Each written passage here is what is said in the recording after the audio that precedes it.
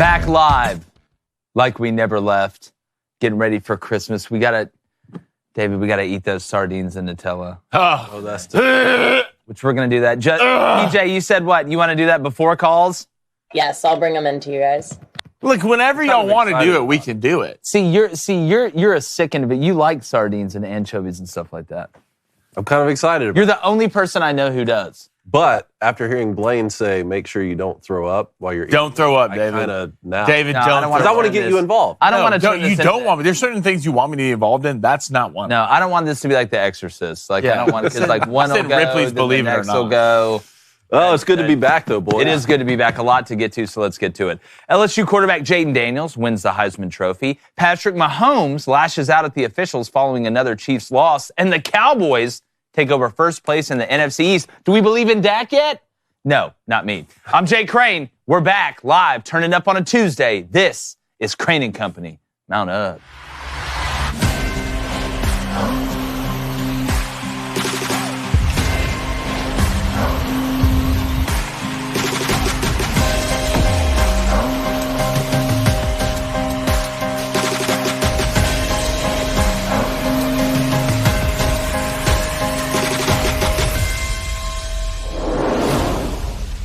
Now, Jayden Daniels winning the Heisman Trophy wasn't a surprise to the sports media world or fans in general. It's pretty much a foregone conclusion, especially what happened after the Pac-12 championship game.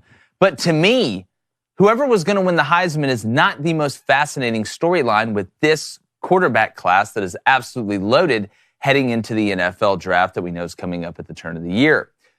The most fascinating storyline is which one of these quarterbacks will end up being the best NFL quarterback.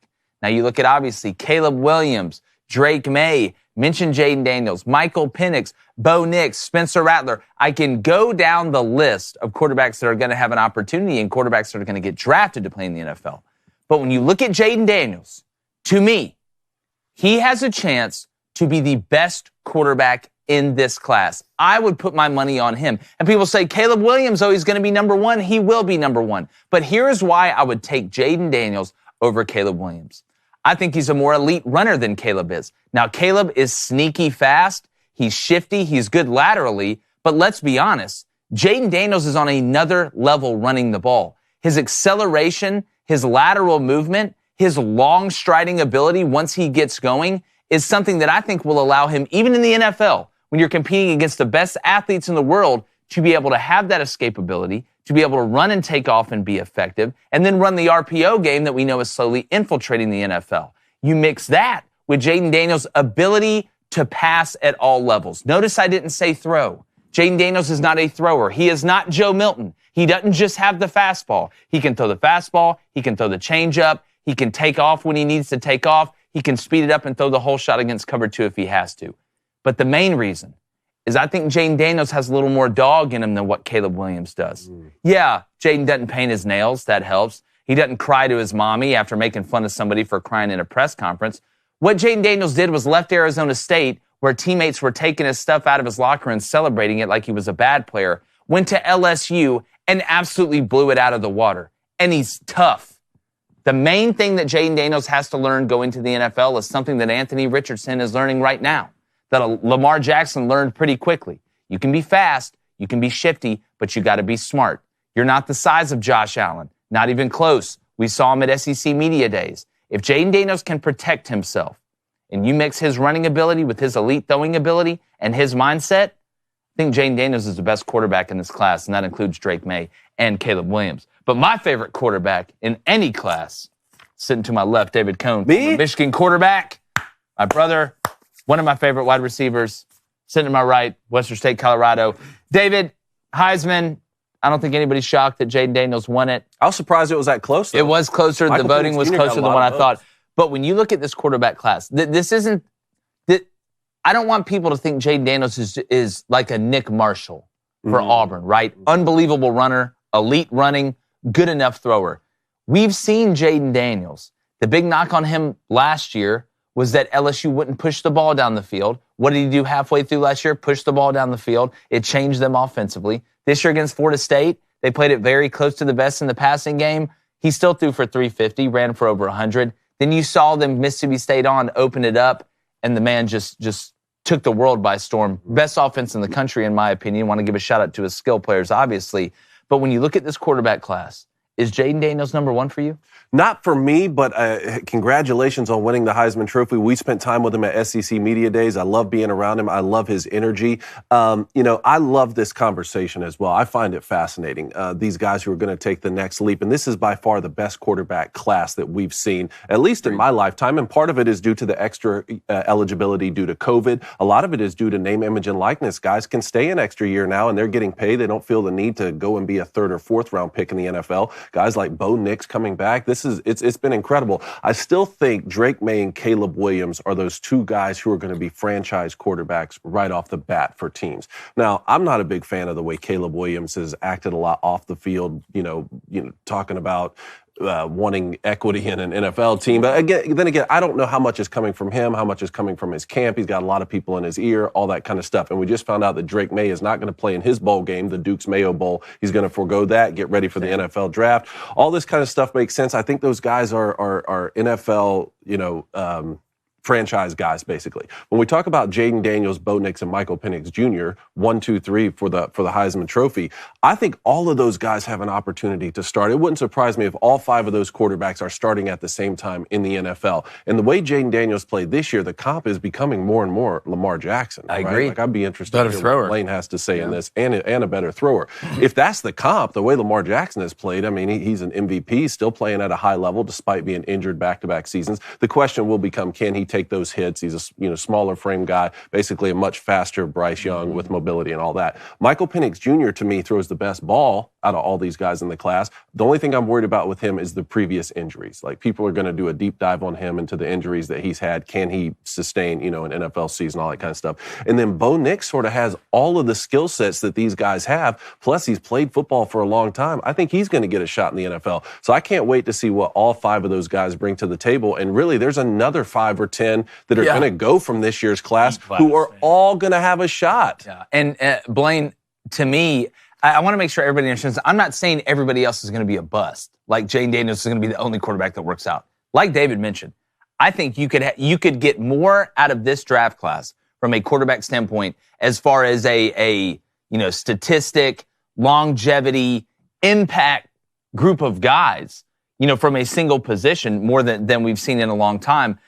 Blaine, when you look at it, and again, I want to make sure that I emphasize, if Jayden Daniels is smart with his body, he cannot go out there and act like he's acted in college in the NFL, because they will find, it's like the redheaded chick off Wedding Crashers. They'll find you. But when you look at the way the NFL is going, we've seen the RPO leak in and how important, it's always been important for quarterbacks to be able to run.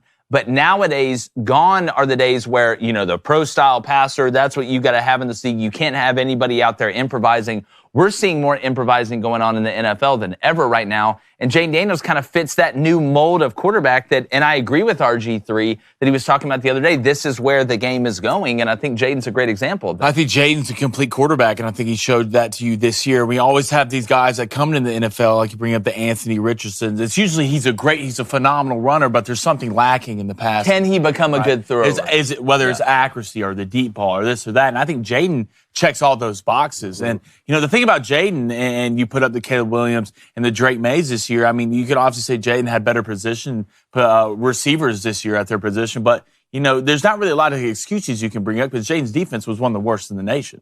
I mean, Caleb Williams' defense at USC was terrible, but he really didn't overcome that. Drake Mays at North Carolina, defense was terrible, but he really didn't overcome that. And the thing about it is Jayden Daniels, what you kind of brought up, he's battle-tested, man. He's been through the ringer, went through the Arizona State where he got made fun of, came to LSU, heard all the noise early about he can't push a ball down the field, and he's only grown and grown and grown. So right now, and especially you look at the teams that need quarterbacks, right? He's pushed himself into that top 10 pick range into the NFL draft. Yeah. So I do think Caleb and Drake will go before him, but I do think they're all franchise guys. When people look at Caleb can do everything, especially throw off different platforms, right? And we've seen that a lot from Caleb. We haven't seen a lot from Jalen because he really hadn't had to do it. I think he can, but Caleb, Drake May, then I put Jayden Daniels at that third spot in the quarterback. Well, and if I'm Jayden Daniels, yes, I want to shoot up boards. I want to get drafted as high as possible.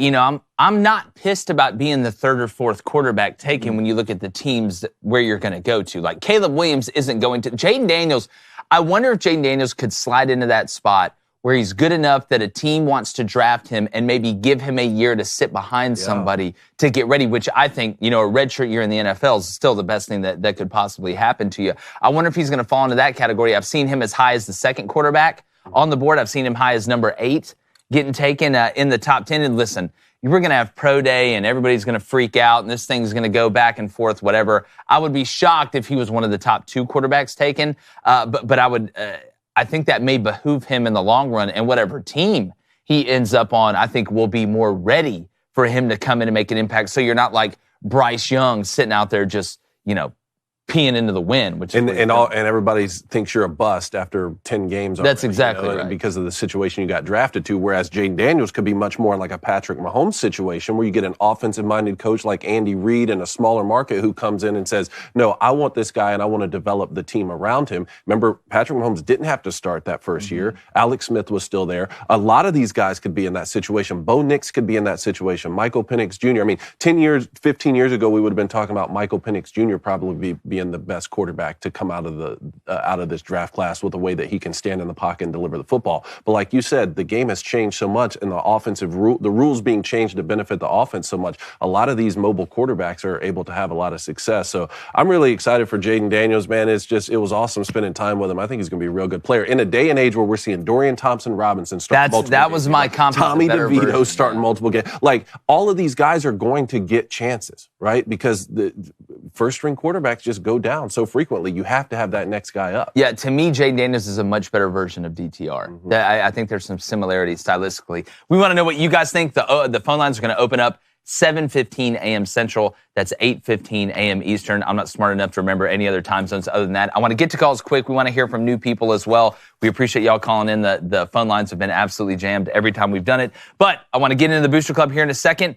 But guys, we're steaming ahead to the NFL playoffs. All right, we always talk about the college football season going by really fast. We're already in the bowl games there, but I can't believe we're this deep into the NFL season, and you got to make every second count. And with our friends at DraftKings Sportsbook, you can make the most out of every game. You can bet on your favorite team for a shot at winning big bucks. Now, all right, if you want to get in on the action, because we all know DraftKings is official betting partner in the NFL, if you download the Sportsbook app from DraftKings and use our code BOOSTER, that's BOOSTER, new customers can score $150 instantly in bonus bets for betting just $5 on the NFL. That's only on DraftKings Sportsbook with our code BOOSTER. That's BOOSTER. And again, it's not just the NFL. We got college basketball. You got NHL. I mean, we've literally got a ton of bowl games coming up. This Saturday, we've got a whole smorgasbord of bowl games. I'm not saying there, Blaine, coming up. So go to download the app, use that code BOOSTER, BOOSTER. And if you've seen our movie, Lady Ballers, which is the #1 streaming movie in America, then you might have seen our sultry and seductive ad for Jeremy's Razors for Women, which I think we did an incredible job of. In case you missed it, here it is. Let's play it. God, David, you look so silky smooth. My man, looking smooth. Man, you guys weren't kidding. These Jeremy's Razors are amazing. And did you know that Jeremy's now offers a razor specially designed for women? And don't forget about Jeremy's shampoo and conditioner. They keep our hair silky and smooth. And conditioner. Tell me you're not jacked up after seeing that. And who would not want to buy a razor after that delicious commercial? Well, that wasn't just a scene in the movie. Introducing the all-new women's razor and personal care line by Jeremy's. Because Jeremy's Razors is all about equal opportunity to shop the woke-free economy, you guys. We love women. Like, a ton. I married one of them. So did David. Blaine apparently is going to. And they deserve the same quality woke-free blades as men. So Jeremy's will make another razor when God makes another gender. 2 genders, 2 razors. Plus, we have a new line of personal care products for our better halves, including our moisturizing shave cream, lotion, body wash, and deodorant. You'll be smelling exuberant. So ladies, go to jeremy'srazors.com to get your razor and personal care products today. Booster Club, what up? All right, let's go to Broken Devil Dog Chat. What's up? Welcome back. Hit that like and subscribe button, or I will find where you live. Let's go to Broken Devil Dog. What's up? Caleb Williams is better than Jayden. I understand that he didn't deserve the Heisman this year, but we're talking about NFL prospect. You're insane to think Daniels is better than Williams. Why is Caleb Williams better than Jayden Daniels? Explain to me where Caleb Williams is better at than Jayden Daniels. Would you say maybe he has a stronger arm? I'd say he has a little bit of a stronger arm. I think Jayden Daniels is more elusive. I think he's a better runner. I don't think Caleb Williams is that much better of a thrower than Jayden Daniels is when you really look at the tape. Now, there's some throws that he'll make that in the NFL, he's not going to get away with. Everybody keeps saying this man's Patrick Mahomes, and I think he's the closest thing we've seen coming out of college. But I'm just telling you, a lot of the stuff that you're seeing in the way that Caleb Williams operates, you can do that when you play at USC. I don't think you can do that when you go play for the worst team in the NFL. You may get away with it sometimes, but I'm just telling you, pound for pound, I think mentally, I trust Jayden Daniels more than Caleb Williams. Again, say what you want. I get that. It's a logical argument. I don't think you're stupid for saying that, but I don't think I'm insane for liking Jayden Daniels in the long term over Caleb Williams. I don't think that's an insane thing. Let's go to Adam Robinson. Adam, hello. Hashtag Ask Crane Company. Does Caleb Williams having a down year maybe lower his draft stock? It's not going to help it, but I think he was locked in at one a long time ago. Sounds like it. And we'll see what he does in pro day. Do you even have a pro day if you're Caleb Williams? Yeah, you go and watch the other guys do their pro day. That's what you do? And you shake hands with the scouts. I think Caleb Williams has been locked in for a while, regardless of outcome. Obviously, not talking about injury. If something were to happen, that could have knocked him down. But no, I think Caleb Williams is locked in. And listen, I think Caleb Williams is going to end up being a great player. I'm just telling you, I go off what I believe, off instinct and feel and what I see. And with the way the NFL is going, I really believe Jayden Daniels is going to be the best quarterback in this class. I really believe. That was my blue steel face, my Zoolander face. Like, it had to come off somewhat well. Yeah. It's not just a terrible look for me. It's the same look! Let's go to Kenny Salter. What's up, Kenny? He says, if there's one thing, Jayden Daniels is definitely a more accurate passer. Again, if you go back, sometimes I think when you have, and you don't see a lot of quarterbacks that run this well, that are as accurate and are passers, not throwers, passers. If you go and watch Jayden Daniels, he is putting balls in spots with elite receivers, which you say, oh, obviously that makes it easier. When you got guys that can run like Brian Thomas Jr. and Malik Neighbors, right? You've got to be able to put the ball in spots down the field. You have to anticipate almost even better, right? You got guys that are faster down the field. You're having to throw the ball further. You're having to anticipate a little bit earlier. Go back and watch Jayden Daniels throwing the ball. This man does not miss a lot at all. About the same as Caleb Williams, I would think. Well, despite the rule changes, the NFL game is still completely different than the college game. When we saw him, remember we broke down for the huddle up, him pulling the 85-yard zone read for a touchdown, and he was basically untouched. That's not really what is going to be happening in the NFL to me. What's more exciting for Jayden Daniels and some of these other guys is the elusivity in the pocket, basically, to get out of trouble, and then you throw on the run. That's how Patrick Mahomes, I think, has been dominant. That's exactly right.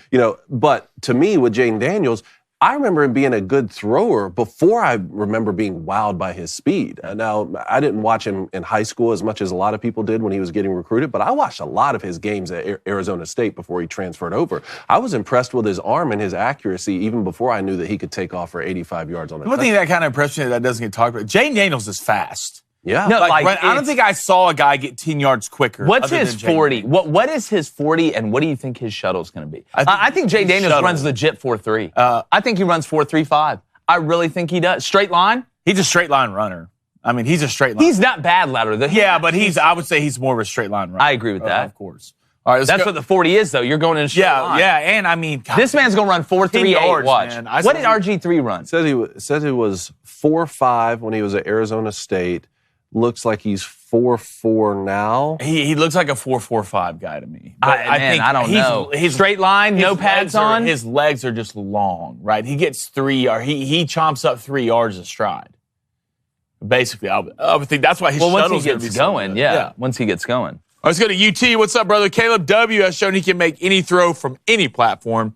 Caleb's in the right system, would be prolific. Daniels will be great value mid to late first round. I think Caleb Williams is in a very pro-style system. That Lincoln Riley, a lot of what he runs is based off of the gap scheme run game and play. Yeah, he gets in the shotgun a lot. You see a lot of shotgun in the NFL. I think Caleb Williams is in a system that benefits quarterbacks. I think you get a little bit of both. It's not like he's sitting here in Tennessee's system where you don't see, you see him, or even Washington's system where you're throwing the ball. Michael Penix is throwing the ball so much more than he'll throw in the NFL right now, Washington, just because of the different style. But again, I've watched Jayden Daniels make a lot, and Caleb is better at throwing off platform. I agree with that. I can make an argument Drake May is better than throwing off platform than Jayden Daniels. Go watch Drake May throw off platform. It's pretty impressive. But I think Jayden Daniels overall, there is not as big of a gap in between their passing abilities as there is in their running abilities in the positive for Jayden, if that makes sense. All right, we're going to get back to the Boost Club. If you donate, your question gets asked quicker. But let's go and get a little NFL quick hitch here, Dave. All right, let's do it. I want to talk about Patrick Mahomes and the Kansas City Chiefs here. Patrick Mahomes had a meltdown the other day after that final play for the Chiefs. They've lost another one here. I just want to know, one, what do you guys think about this situation? The Chiefs were called for offsides. Haven't seen Patrick Mahomes frustrated like this before. And then what do you think about this the skid that the Chiefs are on right now? Here's what I believe. Number one, about Patrick Mahomes getting upset. I don't mind it, just like I didn't mind when Tom Brady got upset. I like seeing guys that care. And you say, oh, well, blaming the refs, whatever. Patrick Mahomes, I don't think there is a ton of examples of this, right? Typically, Patrick's very kind of not reserved, but he understands what he's saying. I think he did let his emotions get the best of him. I don't think he wants losing to be accepted at Kansas City, and I can respect that. But here's what I will say. Kadarius Toney was offsides. Like, you can't line up a yard in front of the ball. If I'm a defensive guy. If a defensive player had lined up in the exact inverse of what Kadarius Toney would have, with his foot a half yard ahead of the ball, his hands and his helmet ahead, they would have thrown an offsides penalty, right? If it was very close, I can understand it. To me, that's not close. Second off, Kadarius Toney, you see the video, he checks with the ref, okay?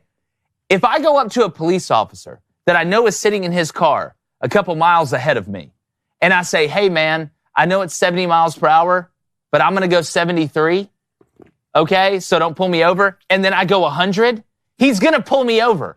I don't care if you check with the ref when you line up a yard offside. You can't do that. So this is why I was wanting to ask you this. As a wide receiver, what is the relationship like with you and the referees throughout the course of a game, and what's the protocol here for you? Are you asking if you're onside? Are you telling him that you're supposed to be on the ball? Like, how does it work? Right.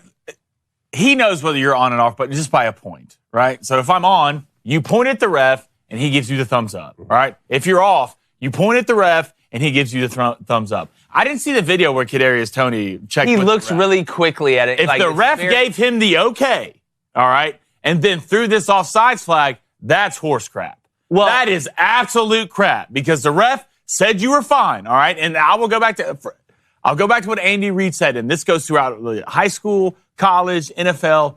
Usually, a lot of the times, even if you're on defense, you get a warning before someone throws this flag. 100%. Someone talks to your head coach or talks to whoever they need to. And when the guy at the end of this game, the one thing that got me is the head referee at the end of this game came on and says there's an emphasis on throwing penalties on offensive players being offsides. There has been. They've called it 11 times, right? And the years before that, I think it's been called twice, once. What he doesn't tell you is 8 of those calls is on the tush push. Yeah. From the Eagles. All right, so saying that we're out here consistently calling this is absolute crap. You're just calling on the Eagles because they're basically doing what we like to call an illegal play. So you're offsides. Of course you're offsides, Kadarius Toney. I mean, that's obviously, if you pointed at the ref and he gave you the okay, all right, and then threw the flag, that's the video I saw was he wasn't lined up yet. He was looking at the ref before he even got lined up. Okay. But again, if I go and tell the police officer, hey, I'm going to go 73 and a 70, so don't pull me over. And then I go 100, he is going to pull me over. You are so blatantly offside. Well, it'd be if you're going 100 and then look at the cop and he says, okay, right? That would be the difference. He's not going to do that. If he's already where he was and pointed at the ref, that's not what happened. And gave him the okay. I find it hard to believe that the referee told him, you're good where you are. He didn't. He didn't move and then threw the flag right away, which that's another part of this, is the referee threw the flag right away. It's not like he watched the play and saw the Chiefs score. I mean, that was what Patrick Mahomes was talking about. He was disappointed that you can't throw that flag in that spot in the game. I'm like, I just watched watched y'all win the Super Bowl when the Eagles got called for defensive holding. And it was defensive holding. Hey, how about this? How about this next time, if you're just going to get a warning, just line him up 30 yards offsides. Take your Why chances. not? Play it again. If you're just going to get a warning, just line him. Because it was an elite play. If you can't throw that flag during that play, line him up 30 yards down the field. Why is he even a yard offsides? Here, let's line him up with a 35. Give him a running start, too. But the fact that they then go and score on this, I think, is just what hurts. It's Rascal Flats. It's what hurts the most. It is what hurts the most. Look at Kelsey just out here doing whatever it takes. Look at Travie. But the flag got thrown 30 seconds ago. Here's the thing. The Chiefs started 6-1, right, to start the year. Now they've lost 3 of their last 4. Those losses are against the Bills that we just saw, at the Packers, and they lost to the Eagles.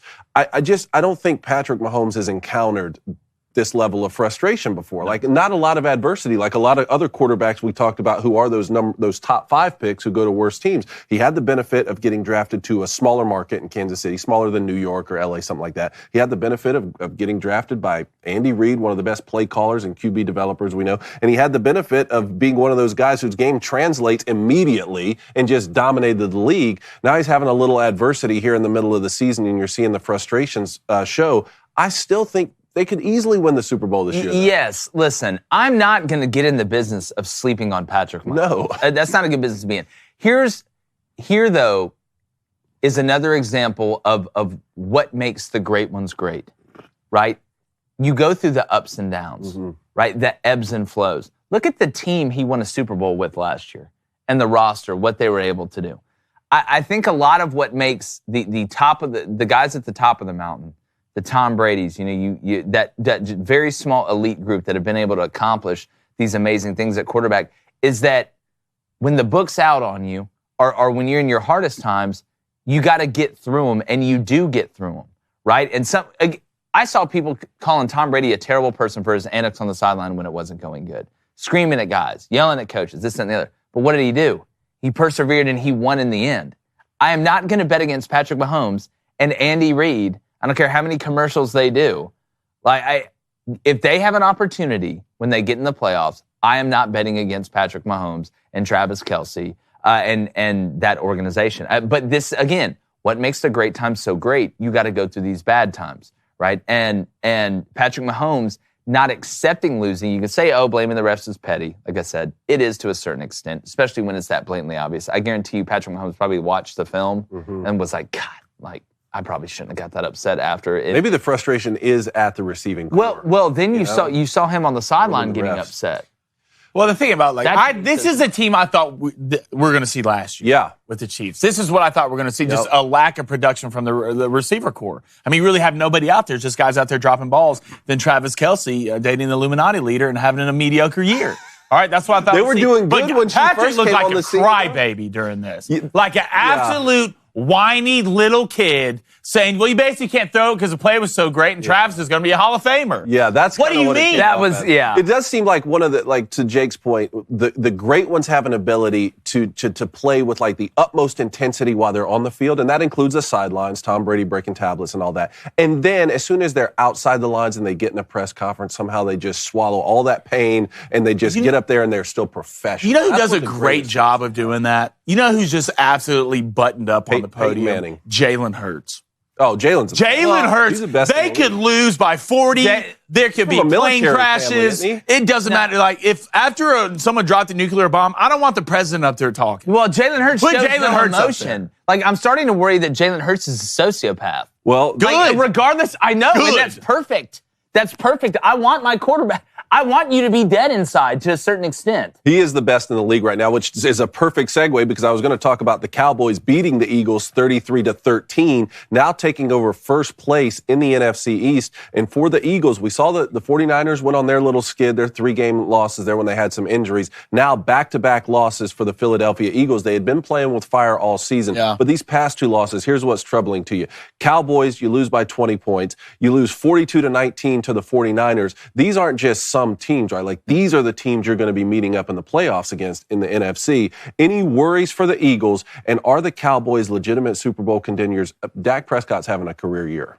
He is, but for the same reason I trust Patrick Mahomes to be able to figure it out, especially in the postseason. I do not trust Dak Prescott until I see it in the playoffs.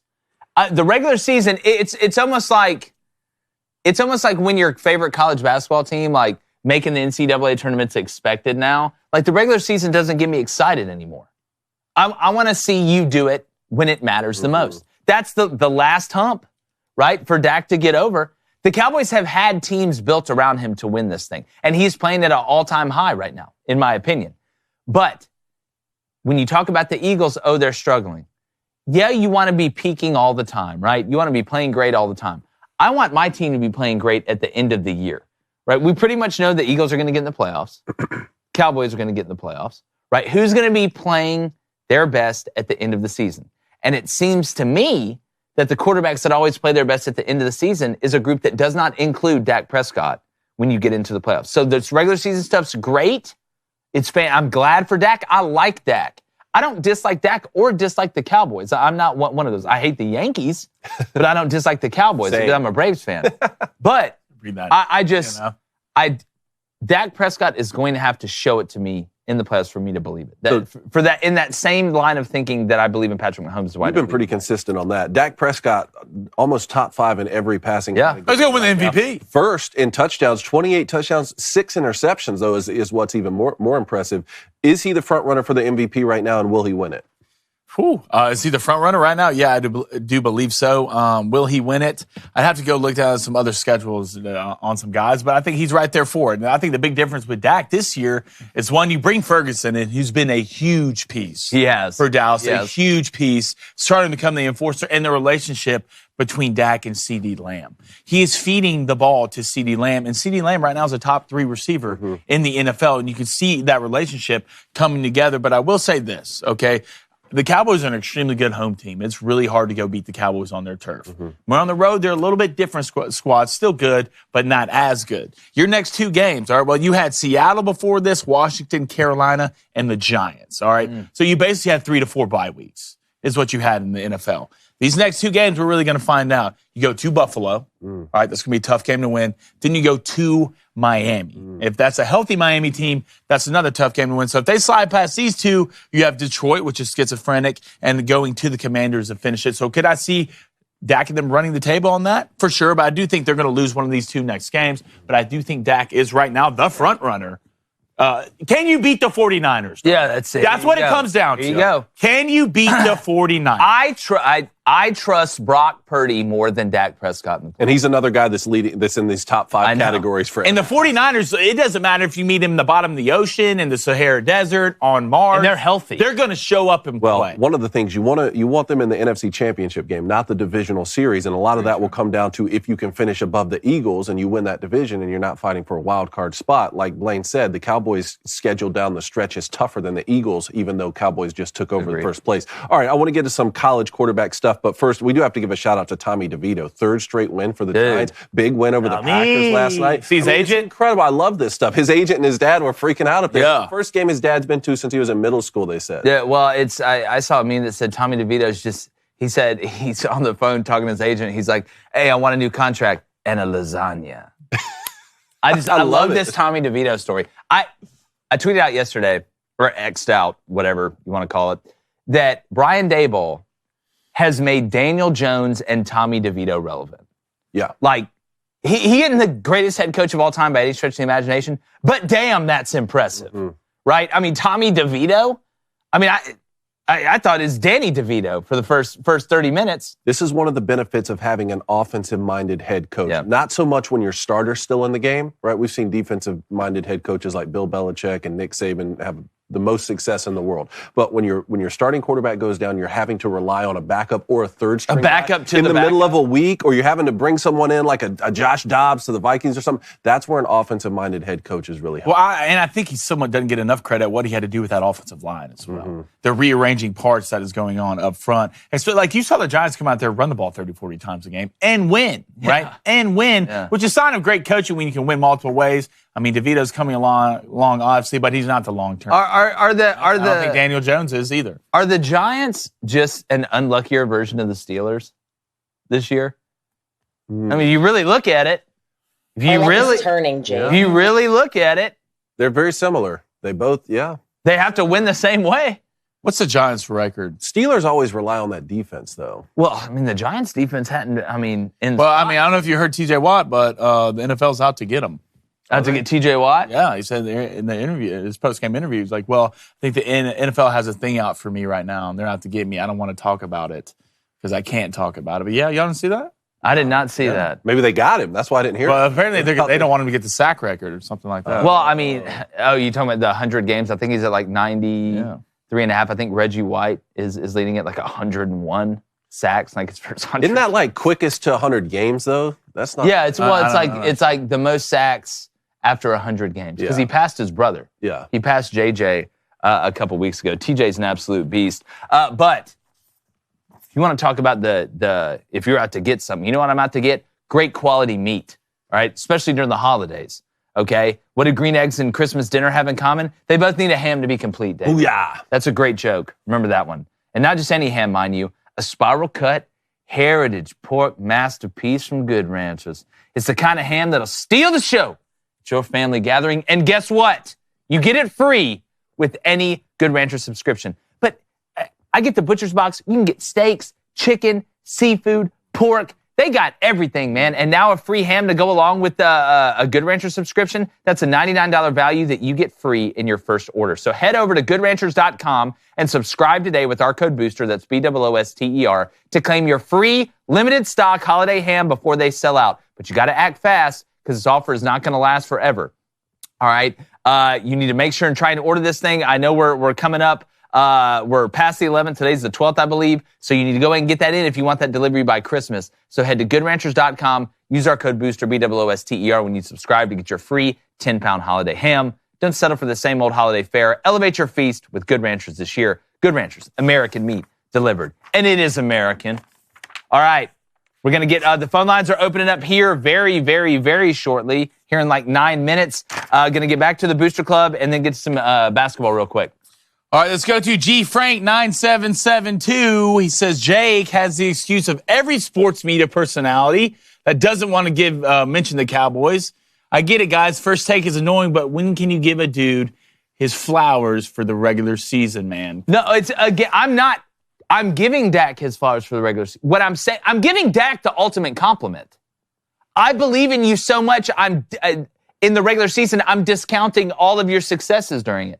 I've seen Dak have success in the regular season. But I think if you're a Cowboys fan out there, you are sitting in the same spot that I am, saying, I need to see Dak do it in the playoffs. That's the last thing, right? That's the last hill to... I don't think that's a crazy thing at all. I don't think that's hiding behind it. Are you happy with Dak in the playoffs? Is this good enough for you? I don't think as a Cowboys fan, anything outside of a Super Bowl is good enough for you. So I think a lot of people say that because it's true. Let's go to... You got something, Dave? Oh, no, go ahead. All right, let's go to Jay Hudson Reflection. What's up, brother? Dak is as good as his receiving core. You better compete freaking passes to Lamb, take him away, and Dak is still subpar. Well, again, it's not hard to follow the bouncing balls. When CeeDee Lamb became more involved in this offense, this offense has really taken off. You just look at the numbers. I do wonder, just from a culture standpoint, just from a team standpoint, how much easier it's been without any Zeke distraction. True. Like, you remember, like, the last couple of years, it was always Zeke's out of shape, or Zeke in this contract deal, or Zeke and Dak's contract. They're conflicting. What are they going to do? I wonder how much kind of just, not garbage, but just distractions were taken away when Zeke moved on. That's a good point. Look, the Cowboys right now have all the things you look for in a Super Bowl contending team. They have a quarterback right now who's in the middle of a career year. They have an elite pass rusher, Micah Parsons. They have an elite playmaker on the outside who's been getting more and more involved in the game plan with CeeDee Lamb, who's really come into his own here in the past couple seasons. And what they've won 3, 4, 5 straight right now. One troubling thing is the game that you did have at San Francisco, you lost 42-10. But then when you hosted the Eagles, you just won 33-13. And to me, I still think about those as the 3 teams that are going to be vying. That's what it's going to come down NFC. To. Yeah, that's what it's going to come down to.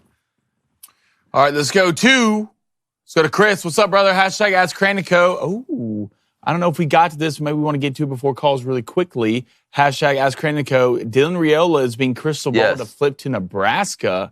Is GA better off with a guy who's been to 3 high schools and 2 potential college flips before he sets foot on campus? This is Let's something. do it. We got a couple of them. Yeah. Go ahead, David. And you were telling me about this. It sounds like Kyle McCord possibly is transferring to Nebraska, and Dylan Raiola may flip his commitment from Georgia to Nebraska, like he was just talking about in the chat there. But remember, his father played at Nebraska. Yeah, so we thought he might commit there. Yeah, and there's a coach, I believe, the offensive line coach. There's a relation there. I'm not sure if it's his father or not, but Nebraska may get Kyle McCord, who is a proven guy, right, that can work in Matt Rule's system, and then a young guy in Dylan Raiola, who's the number 1 quarterback. You talk about transferring schools nowadays. I mean, hell, it's hard for me to keep track. So many guys have transferred. Can we sit here and say, oh, well, if you transfer multiple times, you're obviously the problem? Like back when Tate Martell and them were doing this, you could tell there was only a couple of them that were doing it. Maybe these guys are problems. Now everybody's doing it. So it's hard for me to decipher who is actually the problem and who is escaping a problem. Like it's muddied the waters to me. But if you're Nebraska, if Matt Rule, and we've said this multiple times, if Matt Rule had an archetype as a coach, it would be a builder. I don't know if he's a maintainer, if he can get them to a high level and keep them there. I don't know. He hadn't been able to, didn't beat a ranked team, I believe, at Baylor and then Temple, whatever. But he did build them up and get them back to relevance or take them to relevance. I think he can do the same at Nebraska just by getting better players in there. Kyle McCord and Raiola are 2 different players. Not that Kyle's unathletic or that he can't extend the play, but he's not a guy that's going to go run you to a lot of first downs. But I tell you what, you get Kyle McCord, you maybe get Fleming to come with him, who I believe is visited Nebraska as well. He was the number 1 receiver in his class. Yeah, Matt Rule is upgrading Nebraska. Matt Rule, the builder, right, at a place, and I know Nebraska's dumping NIL money that they probably put in the ground 50 years ago, and they're digging it up now, saving it for a rainy day.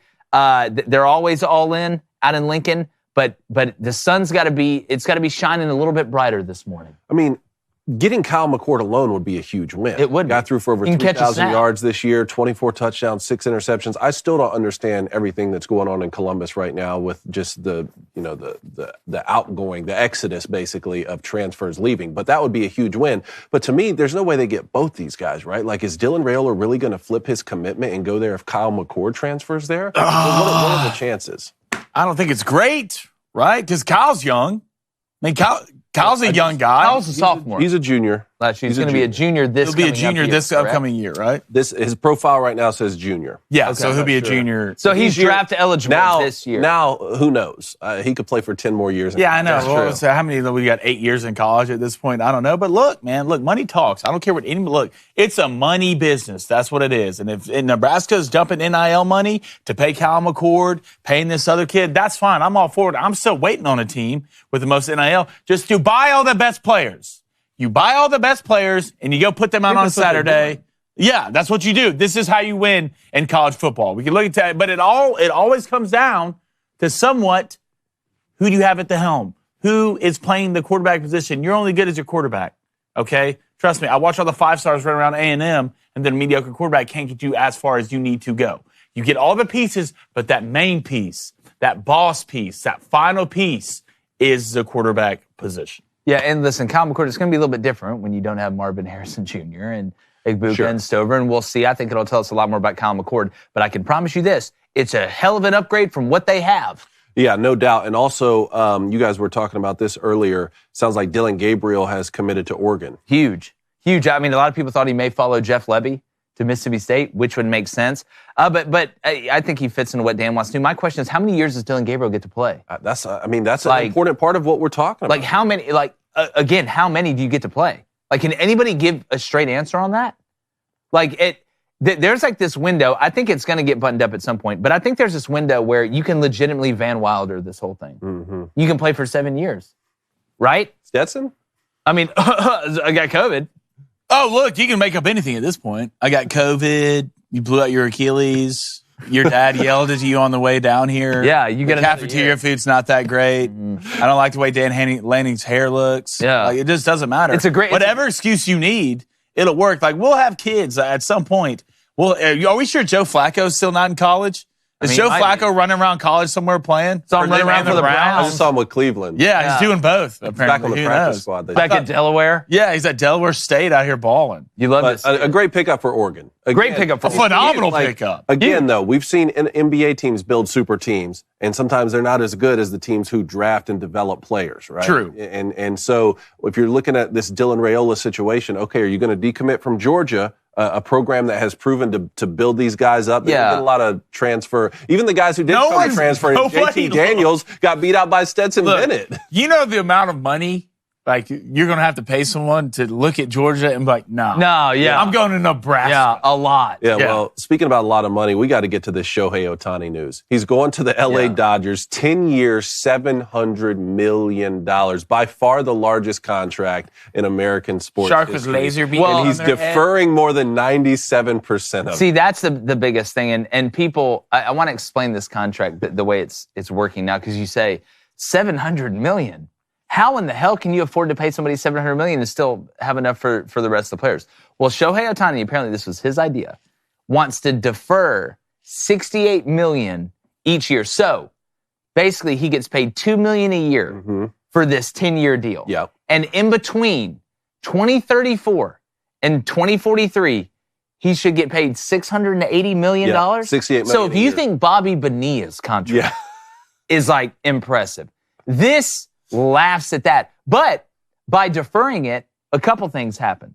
One, he only gets taxed from California on $2 million a year, and then when he goes back to Japan or whatever after 10 years. Or if he just leaves California. If he leaves California, he's not going to get taxed on the rest of that money. And number two, it lets the Dodgers operate and be able to go get even more players because they're only getting penalized that $2 million, obviously until 2034. If I'm not like the GM of the Dodgers, I'm like, it's a big hey, y'all got a problem. Y'all got to fix down the road. I'm going to go get a couple of these World Series. Yeah. The question is, it's not even more about the deferment. They were going to figure out a way to do it.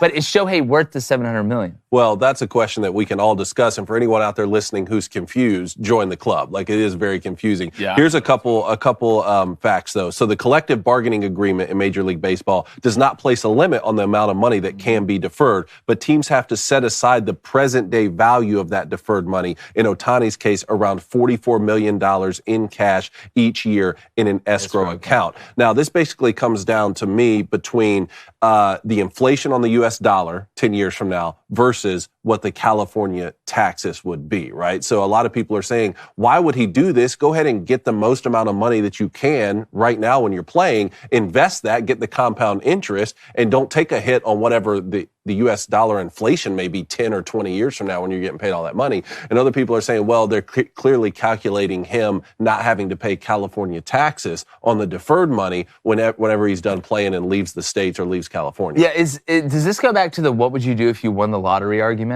Would you take the lump sum or take the payments over time? Similar. It's a similar argument to that. But to me, like I feel like he's almost betting on the markets to be better down the road. Like, do I need to invest more? Like, is this Shohei Ohtani telling me, listen, I'm so rich, I have people that know, like, that do the insider trading, like they know what's going on. So do I just need to invest more? I want to track whatever Shohei's investing in. And now he'll probably put $1 million in there. I'll put in like $30. But Look, I feel like we don't unit shame. we should do that. We don't unit shame. We don't unit shame here at all. We should, look, y'all pay me $700 million, and I'll play out this experiment. We can all find out together. I'll join you in that. I would love to be a part of this. I would love to be. Look, I mean, at this point, I can't wait for the Dodgers just to pay all this money to go lose to somebody they're not supposed The to. Braves? Well, you bet. Here's the thing. Or the Braves going to lose to the Shohei's Braves? not playing next year. Well, he'll hit, right? So he's not going to. Yeah, he's not going to pitch, right? He'll hit. Yeah. But look, I think the money, I think it's worth it. I think in both sides, it's like you can be like, we're not spending that money and be worth it. But on the other side, you spend that money, and for Shohei, it's worth it. Because what is Shohei? He is a one of a kind, right? He's the only guy out there doing what he is doing and doing it at an extremely high level at pitching and hitting. They said, Shohei, why didn't you want to leave California? Because, he went from the Angels to the Dodgers. And I saw this meme that said, well, all my stuff's already here. You don't even have to move. You don't have to move houses. I just feel for Mike Trout. Well, they said Shohei makes $45 million on endorsements alone. So it's almost like living off the interest, like being rich and living off the interest. This Mike Trout is just somewhere in a dark room. He's pitching. Mike Trout's like trying to learn how to He didn't pitch. have to He's like Kenny Bowers. He stayed there. He could have left a long time I ago. know, man, but now, I mean, Hohei's gone. Now you're just there with Don't dry fire my jet ski. Paul Goldschmidt. All right, we want to know what you think. We're going to get into some college basketball. I want to make sure we get back to the Booster Club. But regardless if you're making $700 million or you're making $7 million, holiday prepping's a pain. All right, it always feels like there isn't enough time in the day. Some people are just incredibly hard to shop for. But Black Rifle Coffee, they're keeping you mission focused. Guys, the countdown's beginning. We got like 13 days. All right, so the December coffee of the month, I do want to say this, is Costa Rican Arabica coffee.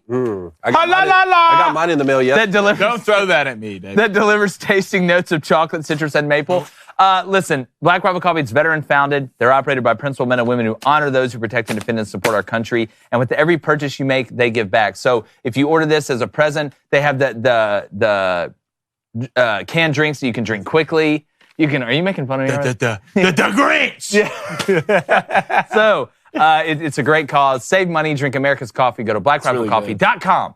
Use our promo code BOOSTER, BOOSTER, at checkout for 10% off your one-time coffee purchase or first coffee club order. That's blackriflecoffee.com with promo code BOOSTER for 10% off. You can find it at grocery and convenience stores near you, but we all know you want to order it. Black Rifle Coffee, America's coffee.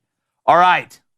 David, what do you got? We got Blackbeard's Delight over there? Blackbeard's Delight. Drink that one all. That looks Headless Horseman. Absolutely delicious. All right, I want to get to calls here in a second, but a quick, very quick NCAA basketball update. Then I'm gonna eat this. We're gonna eat these damn sardines. College basketball, man. Yeah. Who's got y'all excited? Oh, I forgot about the sardines. Well, you got that thing that Purdue has just running around, but are they gonna blow it in the NCAA tournament? Yeah, what 16 seed are they going to lose to? Arizona, our boy Jeff back there is super excited, but we all know Tommy Lloyd's got too much Gonzaga in him, which means you're going to blow it in the How NCAA is Jeff an tournament. Arizona fan and a Red Sox? Listen, Who are you? You're a Yankees fan and an Auburn fan. Because there's a story behind that. There's maybe a story behind Jeff's. I don't from think so. Arizona. I don't think there is. I don't think there is, to be honest. I believe Jeff's. I feel like he's a bandwagon fan. No, he's not. Yes, he is. I'm pretty sure he's not. I'll have to Jeff's grab a lot him. of things. Are you Jeff? A bandwagon fan is not one of them. No. But anyways, here, look. It's your typical culprits at the top of college basketball. You got Arizona 1, Kansas 2, Purdue 3, Houston 4, Connecticut 5, Baylor 6,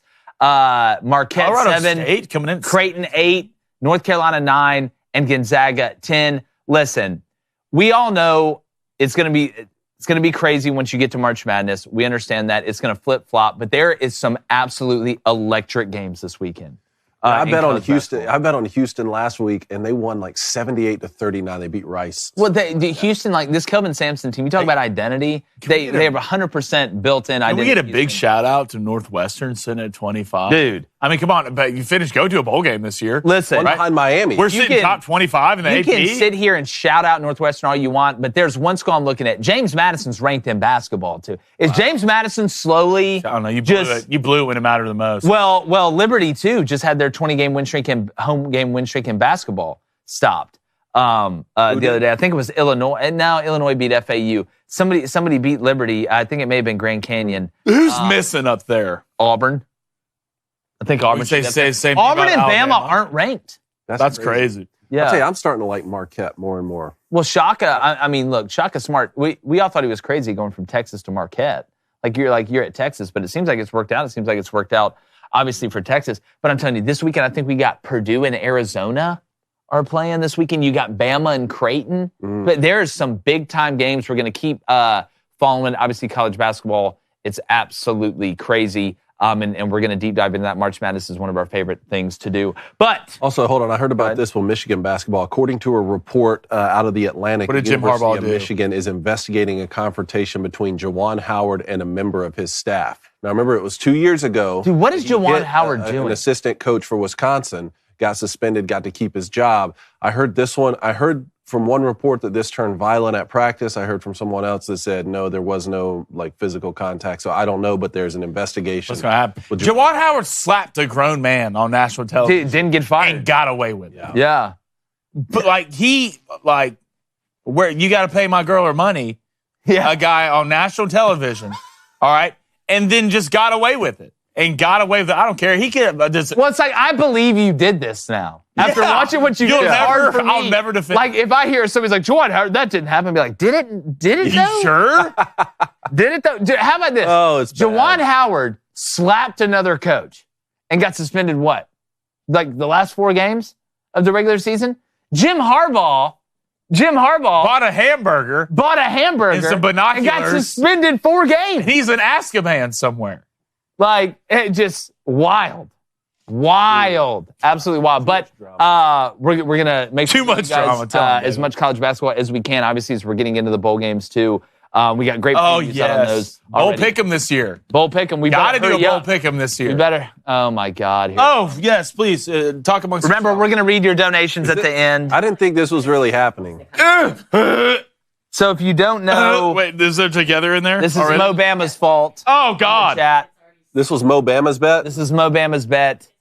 The Flamin' Dragon Friday, Oh! it's an overhit. We had to eat sardines dipped in can smell Nutella. it. Oh, God. We have to eat one. David, like, smell I'm those going to be honest with you. I'm worried about it. I've done the hot chip. Good God. When's, well, we got some content coming out, I think, on the Daily Wire that's Oh, yeah, we got a YouTube original. As you see here, we have the sardines and here. Take one dog. of these. Wait, So are they they kind already? of fell apart, and I just had to Oh, put my a spoonful. God. Oh, my God, Justine. I'm No like, throwing up. Justine, I'm like It's about legitimately one. worried about No this. throwing up. I'm legitimately worried about this. Guys, do not throw up. Oh, Okay? my God, David, it's bad. Do not throw up. All right, where's my drink? Okay. Oh, God. Okay. Obviously, you don't know what this Ugh. is. Let's do this so we get the call. Ah! All right, David. You ready? Did you do it? It's bad, isn't it? It's so bad. I can smell it. Disgusting. Damn. Don't eat again, dude. Y'all are. Oh, my God. Go to calls. Oh, Go to Dave, calls. quit eating it. David, stop eating. He's Dude, I licking would his legit- finger. Oh, my I would God. legitimately You're eat this. disgusting, dude. Bro. There's more Bro. Nutella Sardines more and sardines. Nutella. That's bad. That's. It's. This can't stay in here. I can't think. Bring when me it smells- that one. Go to call. Just please, God, go to It calls. smells like bourbon. Just go to calls. It's so bad. All right. That is let's go such a bad. I wouldn't. You want to get answers from I terrorists? Here legitimately, you go. I'm finishing this. Figure it out, dude. Are you gonna eat the whole thing? Dude, you're so fat. It's disgusting. Just go to call. I can smell it. All right, let's go to chanting. Just go to calls. I'm throwing this away and throwing my life away. Let's go to Chanting Arrowhead in Kansas City. Chanting Arrowhead, what's up? Good morning, Phil. Oh my Yeah, doing, what's man? up, man? How we doing? Oh, man. That's hilarious. First It's off, bad. It's so bad. It's so bad. Thanks for providing me with 13,720 minutes of content to listen to. Yeah. Yes, brother. Thank you for listening. you. Thanks for man. listening, man. Thanks for providing. I don't think my wife's listening to me for that many minutes. Yeah. Thanks for keeping us in a job. I can feel that. About the Sunday game, I mean, unless like Blaine said where Tony checked with the refs and the refs gave him the thumbs up, I'm not even mad with the refs, okay? I'm more mad with Tony and our offense in general. Yeah. Just giving up so many clutch moments and blowing games. No, it's weird. It's I don't weird know to how see to the Chiefs. explain See, that's what I think deep down. You know, they say like somebody, you have the two type of angry people.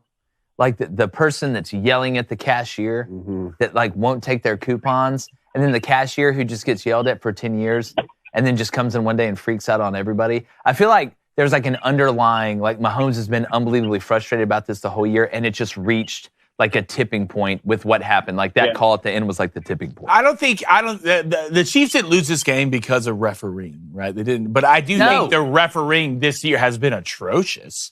I think it's been terrible. Yeah, it's been terrible. There's no consistency in anything when it comes to refereeing.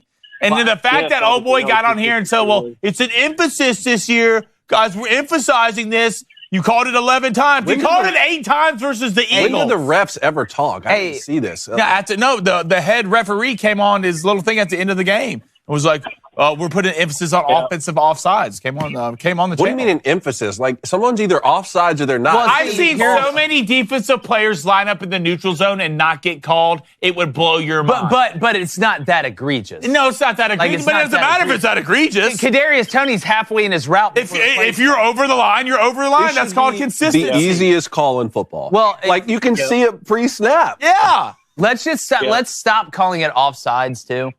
Like, because offside should just be for defense. Can we just call it like a legal procedure or something? Or I just don't like calling offside. It's another one of those things like that blows my mind. Like delay of games, right?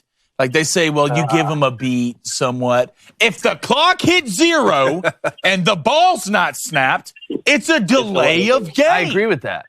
That is black and white. Yeah. But Channing Arrowhead, I agree with you, man. The Chiefs will be fine. Newsflash. Yeah. Do you guys think that unless Tony can turn around later this year, do you think he's on the chopping block? Well, he's not helping himself out. Man, he's just like right now. It's just like y'all need to. How much left y'all got left to chop? Yeah, you're running out of branches on the tree, my guy. Travis Kelce's like 40. Yeah. Hey, he's still got plenty of time left. He's still got Well, plenty. I mean, not till he gets sacrificed by Taylor Swift. Yeah, not till they put him in that big owl and set it on fire like Nicolas Cage in The Wicker Man. That's a whole nother problem. Great call, man. Hey, thanks, man. Appreciate you. Appreciate it, man. All right, Devil Doc in Indiana. Devil Doc, what's up? Oh, if the lines were busy, call in now, by the way. I always forget to say that. Hey guys, how you doing? Hey. What's that? Is this it? You're in Indiana, Devil Doc? Yes, sir. Hey, you an Indiana basketball fan? Absolutely not. Oh, okay. Yeah. Okay. Well, Great save. Oh, yeah. I was about to say, about to talk my ish after what happened to Auburn and Indiana. That was a hard backhand. That was the ass beating of a right lifetime. Yeah, definitely not. First off, you guys are hilarious. You're all legends in my book. I love it. You're legend. Appreciate it, brother. I love it. Thank you. So my question's going to be about, I want to talk real quick about the Washington-Texas game. Yeah. But before I say anything, I'm not going to get into a big, long spiel about it, but I'm going to pull a David Cohn, and after what the College Football Playoff Committee did, they can get the hell off my lawn. They're getting the hell out. Hey, do you know what's funny? You see them all now, like, kind of trying to, like, love up on Florida State, and then that didn't work, so now they're trying to, like, strong on Florida State again. But guess where game day is? I told you they were going to do this. What'd they do? First game next year in Dublin, Florida State. Wow. Game day going. Oh, y'all are Florida State. Are you kidding me? You think it was bad when Michigan? I used to love that shit. Like, you think it was bad when Michigan showed up? In Ireland, yeah. Who are they playing? Not Ireland. But I got to see who they're playing. But I know game day is going to be there. Let me look. So how do you feel about it, Devil Doc? How should it have worked out? I mean, I just think you have to go with what the precedent is. And the precedent, from what I've seen, it's always been, the Power 5 conference champion, you're getting in as an undefeated team. I mean, it just makes sense. That's kind of how I've seen it go. I mean, there's been a couple exceptions, like you talked about with that, with Auburn. But, I mean, for the most part, I just – if you're going by the 4 best teams, yeah, you do have to have the eye test. But overall – you're undefeated in a Power 5 schedule, which you played a ranked Duke, you played a ranked Louisville, you played a ranked LSU. What was LSU? LSU was 4. Hey, it doesn't matter. As you look at their criteria, man, it doesn't matter. Yeah. Only thing that matters is criteria. Win and you're in. I've heard that phrase for 10 years. Win and you're in. I didn't hear it that They didn't win good enough. But the fact that Alabama could win 11 straight SEC games and then unseat Georgia back-to-back champs and them not have a shot either, it was weird all the way around. But the fact that lost to Texas earlier in the season, that everything hinged on that. We've seen from most years pre-BCS and even BCS, you guys were Auburn fans when they went unbeaten. Like, you've had to go unbeaten really to even get a shot in the we won the Natty that year. So, I mean, 2004 won the Natty? We won the Natty. 12-team playoff. You wanted to know about the Washington-Texas game, to win correct? The Natty? Yeah. So my thing with Washington, Texas.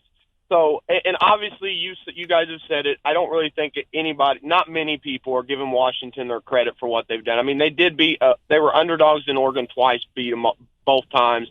It doesn't matter if you only won by 3. I thought that Washington, they did what they had to do to win, and they won both of those games, and I think they should get credit for it. My thing is, we all know that they have 3 NFL wide receivers, in my opinion, that are going to be at that game.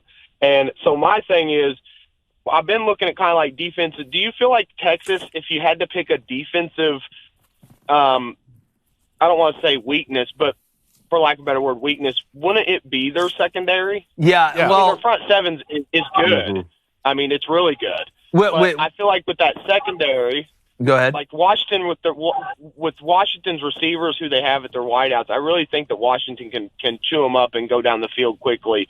Obviously, Texas is ranked, I believe, 3, tied for like 3 in red zone defense. But with those wide receivers, I mean, I think they could chop off some big plays, and I think they can win this game. I think they're going to win it. I don't think it's going to be a blowout by any means, but I think they're going to win it. And I'm just kind of curious, like, you don't see that a lot. Everybody seems to be picking Texas except Washington State fans. Yeah. Like, and that's where I'm like confused. I think it's going to be way better of a game than people are saying. Well, I love the over in this game. Here's and I'm with you. I always start up front when it comes to these games. Even when you have an offense in Washington that passes to run. Texas, we know what you can do with Sark. I just feel like when it comes to a pass rush, because this game I think is going to be decided by 3 to 5 plays like most big-time games are. I don't think it's going to be a blowout either way. Would not be shocked if Washington won. I'm not going to sit here and be hypocritical and down Washington for going undefeated when I said Florida State should be in.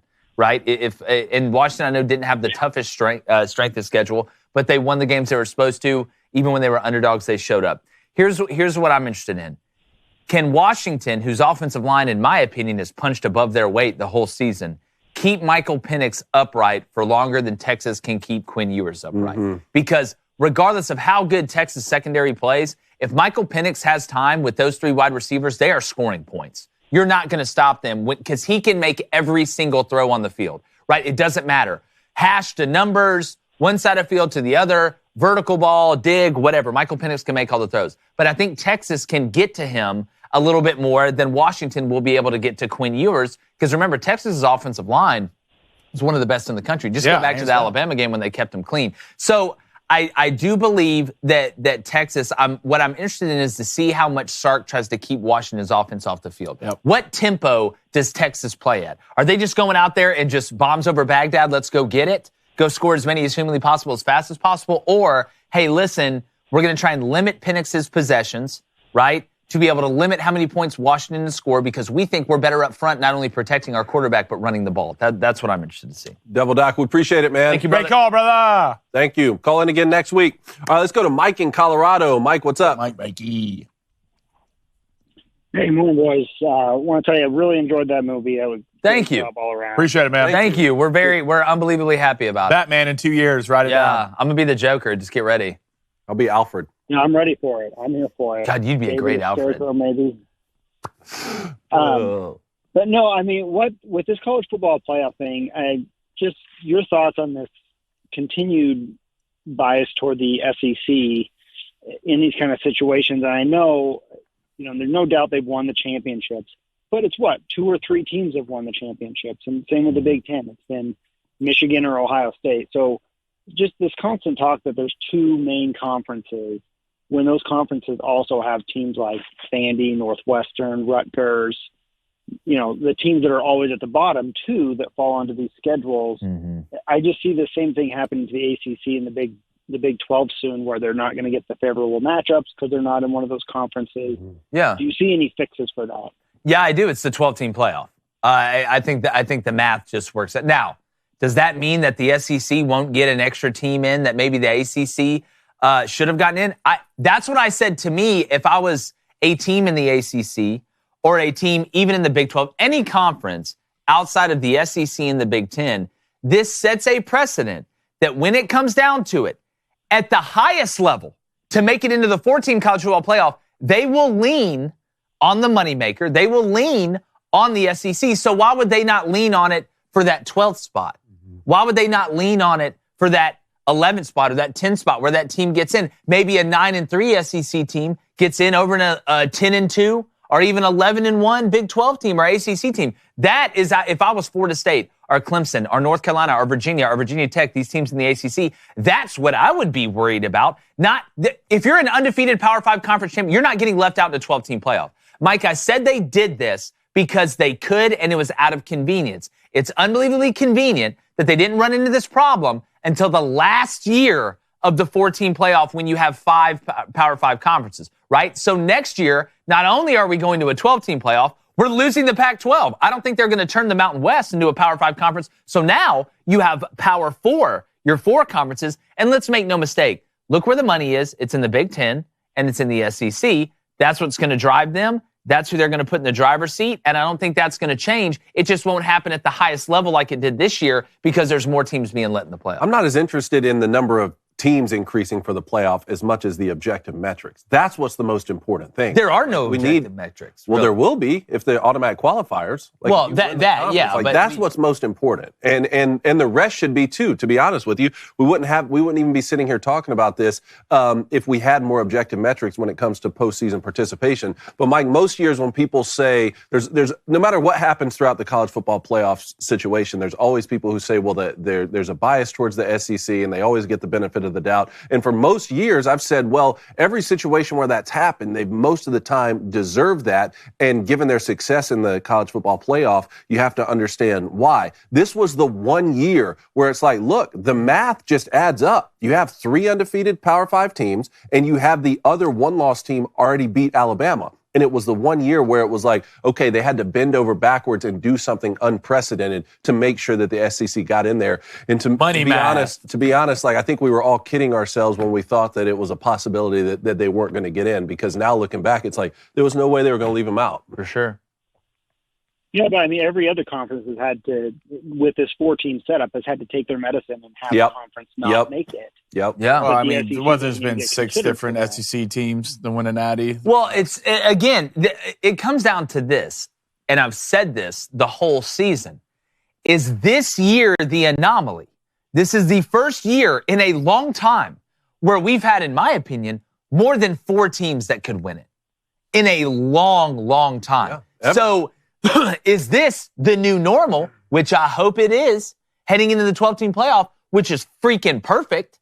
Or is this the anomaly, and we're about to go back to, all right, well, there's 2, maybe 3 teams that can win it. These other teams are going to get in. We'll see what. I just hope that this year is the new. Mike, tell me this right here. Being from Colorado, do you agree with this statement? Most people around the country who are frustrated with this decision aren't frustrated because they don't think Alabama is one of the 4 best teams or that Alabama can't go win the national championship this year. I think most people think they can. What's most frustrating is that if the exact same situation happened where you flip the Alabama team or any other SEC team, it would have been a different outcome. I mean, there's no way that Alabama, just despite losing a quarterback or one key piece like that, would have been kept out of the playoff with an undefeated season.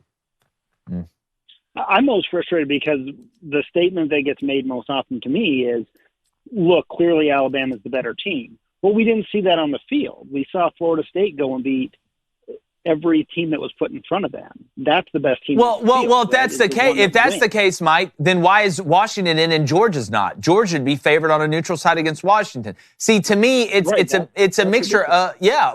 Again, you can't have one and not have the other. If we're going to go on the Vegas odds, I've said this, let's not even play a regular season. Mm-hmm. Why are we doing that? Why are we risking player safety playing a regular season when we're just going to go to see what the sports books say and put those 4 teams out there? Take the top 4 teams that you have to win the national championship. Let's just put them in the playoff. Well, I'll do you one better. Why play the playoff? Whatever Vegas thinks, just go ahead and crown that team the champion. That's a great point, David. Nobody would ever get hurt. Appreciate it, Mike. We simulate the season every year. Michigan shows up.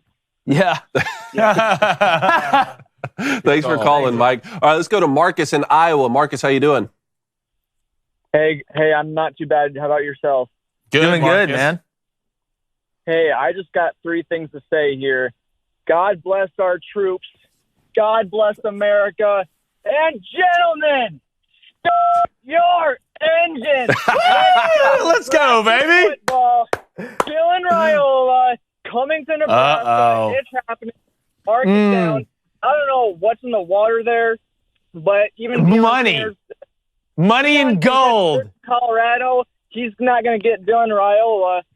I have not been this excited about Nebraska football. I drink the Kool-Aid every year. I watch the hype videos. I'm like, yeah, I think we're going to be pretty good. I mean, I'm not expecting no college football playoff or anything. Still realistic. But look at your quarterback room for next year. It's full. No more Sheba Purdy or Heinrich Harburg. Y'all don't have diet Taysom Hill. No, Heinrich's not there anymore. Yeah, Heinrich. Good thing. No, this is. I don't know what is in the water in Nebraska or what secret potion Matt Rule has been cooking up, but it is working. We're keeping Tony White. I called last time about keeping Tony White on top of losing him. $1.6 million. I am happy to pay him that $1.6 million, even if it's just for one more year. I'm just flabbergasted. I love Nebraska football so much, and it's so. And Marcus, you should be excited. You should be. I don't want to be that. This is our team, This is our year, Dallas Cowboys fangirl or anything. My wife tells me the same thing. Are you fangirling over this high school boy? I'm like, in a way, 100% yes. Listen, there's a renewed hope, right? There's always hope at Nebraska, but then you look at the team and you're just waiting for something bad to happen. You're getting in players now where you guys may actually be waiting for something good to happen. Just expecting good things. That's the best ever. When you go from, oh my God, how are we going to blow it? To like watching the Cam Newton year. Has Dylan committed yet? No, he's about to be. Look, either one of these would be. Either one would be huge. But if you get Kyle McCord and Dylan Raiola, again, what are the chances? Well, too, and remember this, Marcus, great players want to play with who? Great players. So by getting Kyle McCord, you probably get Fleming, I think, from Ohio State. You'll get other transfer portal guys that want to go play. And then getting Dylan Raiola. What high school wide receiver does not want to go play with Dylan Raiola right now? So it's a full team. Obviously it's big for the whole team. But again, when it comes down to Matt Rule, I'm not worried about whether Matt Rule can build them. He's a builder. That's his archetype, right? It's when he gets y'all there, can he maintain it? It's like Will Ferrell in the campaign when he gets bit by that snake. Right? Am I maintaining? I don't know what the NIL numbers are. It's a lot. It's got to be a lot. But if you're Dylan Raiola, wouldn't you have been more likely to flip your commitment before Kyle McCord transferred there? I don't know. It just, I got to. Why would you flip your commitment? Yeah, why would you after? When Kyle McCord's going to. Look, I can't wait for Kyle to get there. Y'all probably win 8 games, which is a win. That'd be great for Nebraska to win 8 games. Marcus, how happy would you be with 8 wins next year? What was y'all's record this year? 5-7. 5-7? 5-7. Right, and you get Fleming. Look, you can buy yourself to a bowl game. This is how it works. That's how it works. I don't know, man. What did Georgia do? They must have not upheld something. Well, listen, I'm not crying for Georgia. They're going to be just fine. Yeah, I'll never cry for Georgia. Yeah, they're going to be just fine.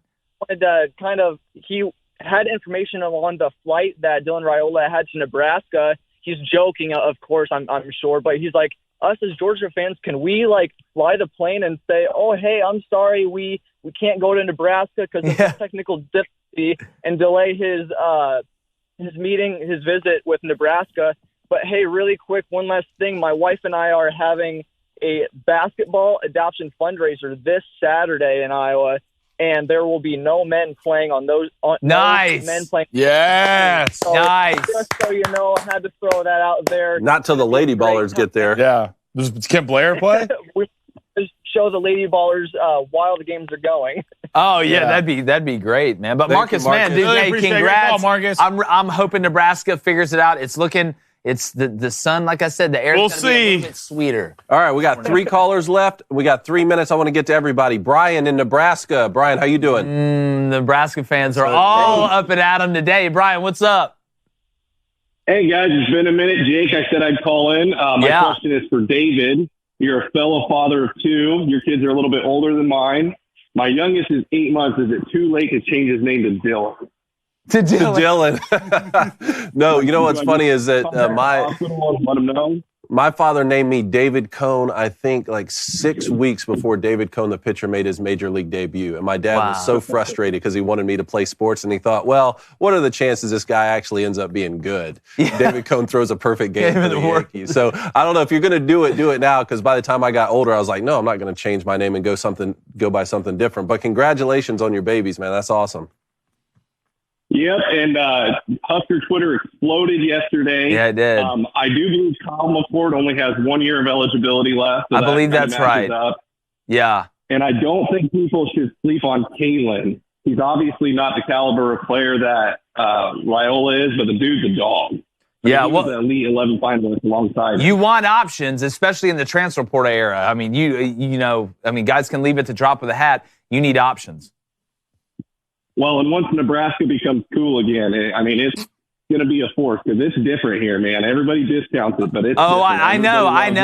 I know. I'll start thinking Nebraska's back when I'm looking around and all of a sudden they got guys named Steinkooler and Funkhauser and Schnabendimer. I just remember watching Eric Crouch just that Heisman year, and they played in the national championship. Everything had to fall into place to play Mike. Yeah, Nebraska's always sucked when I've watched college football, so can't wait for them to be good. I can't wait for them to be good. There's not like a Nebraska year out there that I watched. Yeah, you're a little bit. Look, man, come back full Ryan, force. we're rooting for you, buddy. I'm trying to get this taste of sardines and Nutella out of my mouth. Yeah. It's awful. Cone's a I got monster. some more. I'm going to eat some more. Oh, appreciate it, Brian. All right, guys. Well, I'll let you get to the other callers. Have a good one. Brian, thanks, buddy. Great one, Brian. You can change your kid's name. See you, man. Let's go to Josh in North Carolina. What's up, man? Hey, guys. How's it going? Yeah. What's up, dude? Hey, Jake, I just want to let you know I feel for you, man. I hope everything works out for you. Appreciate it, man. Thank you. Have going on. Thank you. Yeah, and with that segue, I just wanted to talk about my Carolina Panthers. I wanted to switch it up a little bit because ever since David Tepper has bought the team, which was back in 2018, we've missed the playoffs every year. But 5 years before he bought the team, we made the playoffs 4 out of the 5 years. So I was going to ask a question. Should the Panthers go like a Green Bay route and like hire outside people to run the operations? Or do you think there's would you recommend another route? Because, I mean, every hire David Tepper has done, it's made us worse. And I don't know how it can get much worse. But, I mean, I don't know. He proved me wrong this year. We're like 1-12, I think, or something like that. So I just wanted to ask you all what you would recommend.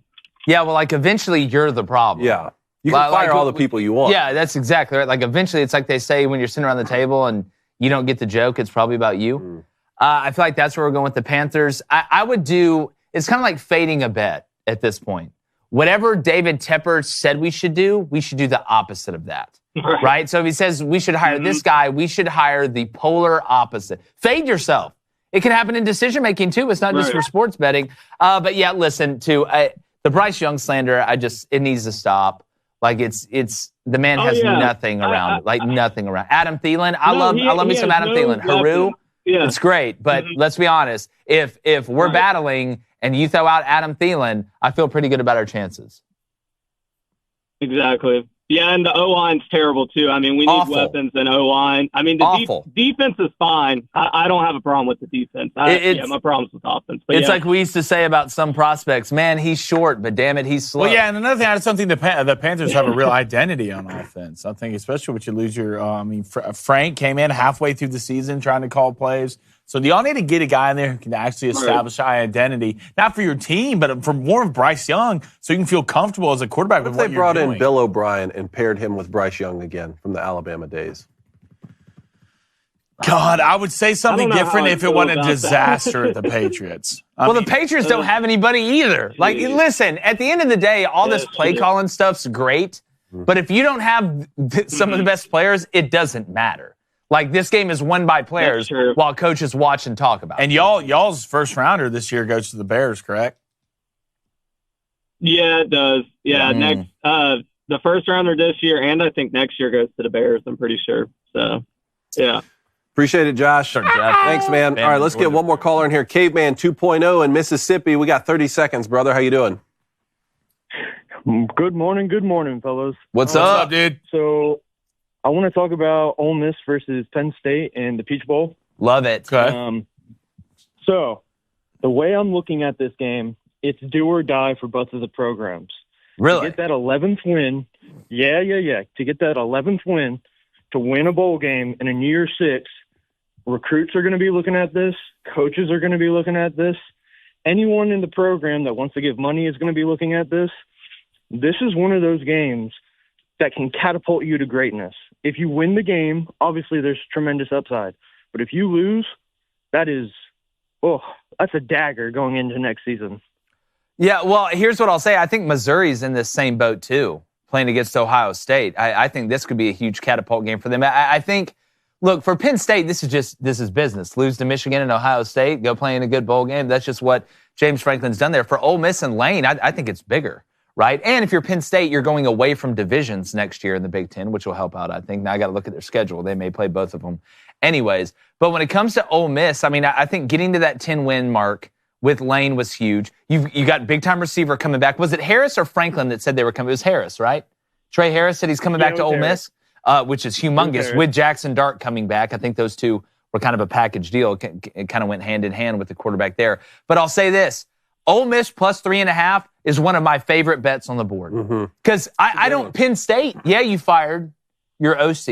You brought in a new guy. You have some time to get the offense ready. But I still don't know how effective they're going to be. I got to see who all is playing. But it seems like Ole Miss, now, Judkins entered the portal, did he not? Or was that? There's a whole bunch of moving parts going on right now. I know Lane's making moves, and I know that there's some talk about Judkins trying to go somewhere else. I don't know the particulars. Well, I saw a report on that a while ago. I didn't know if it was confirmed. Yeah, well, a lot of this has come down to who's playing in the bowl game for each. I don't think Ole Miss has had any opt-outs. No, I haven't seen Penn State have any. Chop Robinson opted out. Chop is opting out. Chop opted out. He's opting out. Which is, he chopped out. Well, this is the bowl game I'm most excited for outside of the playoffs here. And I think Penn State needs this game even more because, like you said, Ole Miss and Missouri, if you extend the conversation to that, are sort of already over the moon about the season. Manny Diaz is out the window too, right? Yeah, Manny Diaz took the head job at not Middle Tennessee. No, so there's a lot of moving parts, and this is why we shouldn't have a month before we actually. I agree with that 100%. But this Penn State, like fans are really frustrated with Penn State not being able to get to that top tier. So they talk about losing to Michigan and Ohio. What's offset that a lot of years is, you still won 10 games, and then you got the 11th in the bowl game. They got the Rose Bowl last year. True, and if you win this one, if you're Ole Miss, even if you lose it, but I think Ole Miss already won when Jackson Dart said he was coming back. Like, Ole Miss is a legitimate playoff team next year in the 12th team. They're a legitimate playoff team. And you get what? Bama at home? Right, I got to look at Ole Miss's schedule. Manny Diaz introduced himself as Duke, that's right. Football coach. That's right. 2 days ago. But no, man, it's going to be interesting with Ole Miss. It's good times over there in Oxford for sure. Catch me at the City Grocery. Thanks, man. Oh, yeah. All right. Hey, man, thanks. Today. All right, buddy, let's get to donos. Okay, let's get these bets first, and we're the donos. We do it every day. All right. For some reason, I always get that backwards. Here's what I got tonight. I'm going to go with Duke again. I took a minus 16 against Charlotte. They absolutely poom-paw slammed them. I'm going to go Duke minus 15.5 against Hofstra tonight at home. And then for my second bet, listen, South Florida, right, played great against Florida State, beat them up. I'm going to take a minus 17.5. That's at minus 110 over Arkansas Pine Bluff tonight. Guys, remember our Booster Club bets are brought to you by DraftKings. You get in on the action with DraftKings Sportsbook, the official sports betting partner in the NFL. If you download the app right now, use our code BOOSTER, BOOSTER. New customers can get $150 instantly in bonus bets by betting just $5 on the NFL. That's only at DraftKings. With our code BOOSTER, the crown is yours. David, what do you got? What are you stepping in? I'm going to take the Georgia Southern and Tennessee under minus 145.5. Georgia Southern hasn't won a basketball game this season. Really? The odds on that are minus 112. Then I'm going to take Duke's TTP over 80.5. They're averaging 80. I'm going to take them over 80.5 minus 120. Baby Ace is going to take Duke minus 15.5. Love it. Minus 110. And Georgia Southern plus 33.5. All right, I love it. Give me the Flyers on the road. Wow. Versus the Predators. Wow. That'd be a hell of a They're fight in town tonight? Money line plus 108. And they gave me the Lightning on the road against the Canucks plus 105. Both money line bets. Let's get you some donations. Let's go to Jay Hudson Reflection, $10 dono.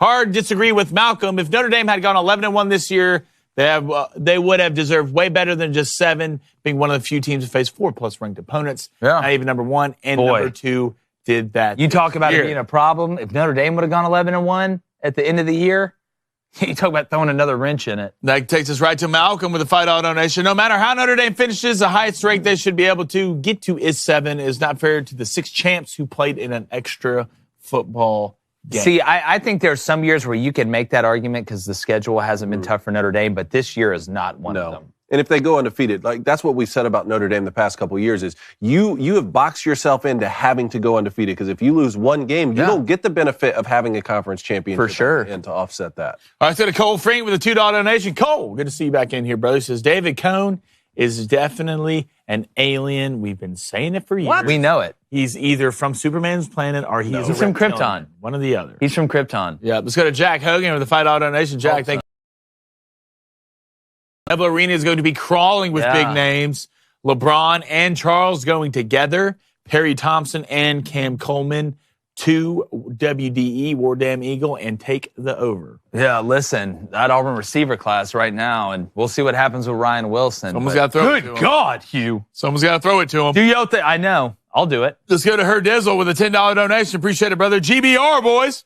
Yep. Rule locking down 2 5-star QBs. Rumor is UGA did not follow through on some promises made to Raiola. Okay. McCord could also bring Julian Fleming. Yep. Totally different team if that happens. That very different team. You can catch a snap. Let's get another one from Cole with a $5. Cole, appreciate it. LeBron is mid. MJ is the GOAT. Cap. My work schedule is finally less hectic, so I can watch y'all live. Welcome back. The Packers actually have a chance at the playoffs. Let's go. I don't know if you watched that game. Hey, how about the Titans scoring 14 points in under 3 minutes to win last? Teams like 0-7. I don't want to talk about that game. I don't want to talk about emotional that. That loss for the Dolphins. Let's go to Hunter Waldrop with a $5 donation. Hunter, thank you, brother. He says, what's up, guys? I'm a junior at Georgia Southern. What up? Was curious if you guys or the Daily Wire had some internships for college students to talk sports. It's a great question. They do have internships here. Start our own minor league system. We'll get you an email. Put it on the line. I was the in Craning Company Center for Sports Media students who want to learn to do stuff good. Talk good. Love it. I was in the 912 for the last 5 days, man. 912, dude? You were in the 912? I was. Got off on the 2? I feel. Totally escaped. I feel the power. It's crazy. Jay Hudson Reflection with a $10 donation. Thank you, Huddy. Jake, you got me hot in that ad. Blaine, you got me sweaty in that wig. Kevin, I better stop there. Yeah. I don't want to make Darby Lou jealous. Chiefs overrated. P.S. I love my you. second son was born Wednesday Oh. last week. Wow. Congratulations. Who was that?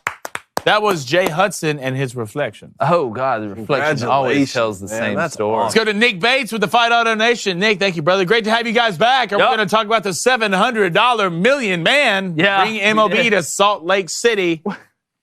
What did you say the A's who are no? Oh, the A's. The A's so put in funny. a good offer for Shohei too. They offered him $1 a year for 700 years. 700 million years. Really, dude? It's not a bad bet. Not a bad bet. Let's go to Sean Ketstever. What's up, Shawnee? $10 donation. Can you break down the Sun Bowl? Both teams starting QBs won't play. Oregon State is 2-0 against Notre Dame all time. It's gonna be hot. Go Beavs. Also, love Lady Ballers. Congrats on the success. # winners are just losers who win. We will. So We're gonna Sam have Hartman's not playing? Say it again. Is that what he said? In the Sun Bowl? No. This is the Sun Bowl. This is going to do this. It raises his draft stock. No, if it wasn't a Sun Bowl, you have to have a son to play in it. I mean, Sam Hartman's like 40. Whoever looks at the sun the longest wins. Yeah, it's a staring contest into the sun. What do you have to do for the Duke's Mayo Bowl? Maybe that's why Drake May's not playing. Yeah, close your eyes and bend over. Let's go. Oh, War Skull. 88 with a $20 donation. Appreciate it, brother. Fellas, wife and I watched Lady Ballers for the date night. Y'all killed it. Appreciate it. Hopefully you didn't kill it. Jake, I understand your FSU take and sympathize, but you knew it would go this way. TV wasn't going to let another 62-7 blowout in the championship game. That team won a playoff game. How can they help Michigan. that? If that happened in the first round, maybe. Nobody talks about that. They're like, yeah, man, they got murdered. Like, well, they beat Michigan. Everybody just glosses over it. That Georgia team. How many Super Bowls have I had to sit through that were absolute blowouts? I can't remember like a competitive Super Bowl. They're like, no, Tom Brady can't play in past the year. Yeah, past the year that the Rams played that Super Bowl. Couple things here quickly. Michael Martin wants to know about Derek Mason at Middle Tennessee. Yeah, excited to see it. I like Derek. Let's go to SGR, $5 donation. I read that the champions from the top 6 ranked conferences will get in to the 12-team playoff no matter their rank. I like that. Thoughts? All right, good. The top 6 teams? Who wins the comp?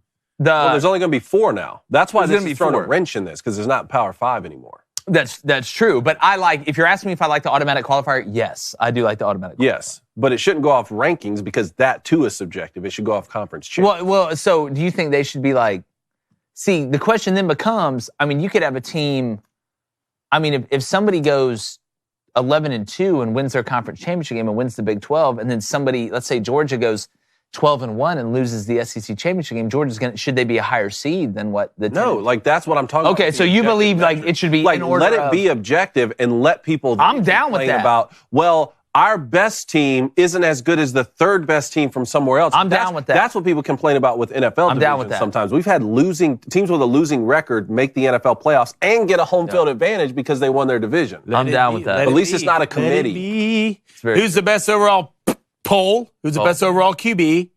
Caleb Williams, Bo Nix, Michael Penix, Jayden Daniels. I couldn't fit Drake May in there. All right, so Drake's not in there. I'm going to say they said Caleb Williams in your head if Caleb Williams 41%. It's a four-way. Caleb Williams, your favorite, 40%. Okay, Bo Nix 12%. Okay, Caleb Williams 13%. Really? Wow. Michael Penix 19%. Really? Jayden Daniels 56%. Good. LSU fans coming out. LSU fans doing it. We appreciate you guys. Remember, Jeremy's Razors is now introducing the all-new women's razor and personal care line by Jeremy's because it's all about equal opportunity to shop the woke-free economy. Jeremy's will make another razor when God makes another gender. 2 genders, 2 razors, plus a line of personal care products for our better halves, including moisturizing shaving cream, lotion, body washes. Blaine, wash your body with it. Deodorant. So, ladies, go to jeremy'srazors.com to get your razor and personal care products today. We're going.